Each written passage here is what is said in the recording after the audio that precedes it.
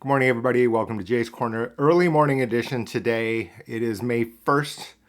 So I woke up at 5 a.m., saw the market down. Today is all about Chairman Powell. For newcomers here, this is still always and always will be stocks for show, bonds for dough, meaning that the bigger markets are still foreign exchange fixed income markets. And even though it's not very interesting and maybe not, headline grabbing, it isn't until it is. And then you realize, oh, oops, that in fact, the denominator here on this formula is the bigger driver, far bigger driver, because this is where central banks as well as the largest investors on the planet are moving capital, which is many, many, many times bigger than the equity market. And this is a fundamental fact which kind of gets lost by many and certainly does not get headlines and views on magazines and the media, which is kind of an issue because it's distorting the information flow that you get. Now, talking about distortions, we're talking about here today. So like I said, I woke up this morning and after a little bit, I went to my Think and Swim and I went to Amazon. And Amazon reported earnings yesterday, which were apparently better than expected. And then today, in a reactive way, what we have is now a bunch of other, headlines. And these headlines are these different firms all giving about, kind of price predictions. So I find the entire exercise comical is too strong, and this is not a personal insult to any of the people here. I'm sure they're well educated in their specific field. That said, the issue here is this even the fundamental notion of target price. So the reality is that they're giving you a target price in isolation. And this needs to be kept in mind very, very importantly. Today, for example, SPY, which is the ETF that represents the S&P 500, is going to be basically opening at around $500 a share. Amazon closed somewhere in the area of 175. Okay. And so now these price predictions here don't give you the context of where Amazon will be relative to the other alternatives on the planet, which is just, to me, fundamentally flawed. Right out of the gate, even the entire exercise to say, okay, this specific stock is worth X. I would never even have started the exercise.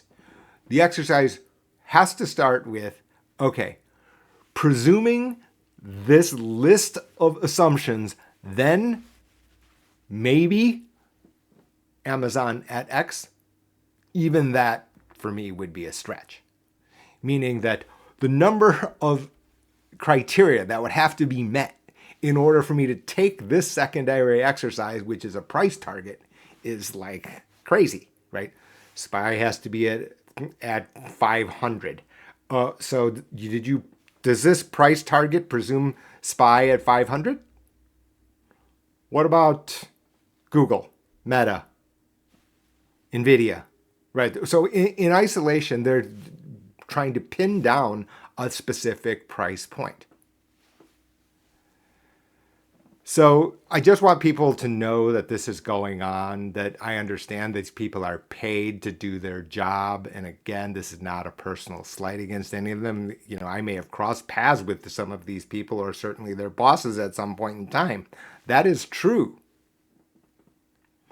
That said, that doesn't mean that this exercise is one that you should take too much stock into other than saying, okay, they have reported something, and through the facts that something at Amazon may have shifted, and therefore it may mean an overweight position relative to SPY at 500. Okay, maybe. And oh yeah, by the way, to give you an idea, Amazon will represent what percent of the S&P 500 or the stock market as a whole? What, 2%? And I haven't even looked at the ratios, right? So So overweight is what? It's not what 50x so that, Amazon's your only holding. No, that's not what any of these people would say. And never is this explained to you on any of these summaries that you'll see in the headlines, even though your takeaway will be upgrade, upgrade, upgrade by a bunch of well-educated stock analysts. As always, hopefully you're getting something from here that is not available, on the more popular channels. Again, Jay's Corner doesn't really fit into the YouTube algorithm because I'm crossing topics, and the YouTube algorithm is there to funnel you, to keep you in a particular silo. You know, Basically, this is why I don't have a YouTube coach, because the first thing that the YouTube coach is going to say is get a niche and stay in it to funnel extra views. That is the way it is. The problem this creates for you is the fact that these different silos clash and they interact. And this happens all the time. You don't get any viewpoint, any information, any type of insight on what to do when different, priorities clash.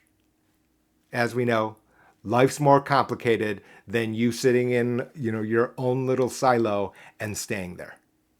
Hopefully, you've gotten something for today. Please like and subscribe. Thanks.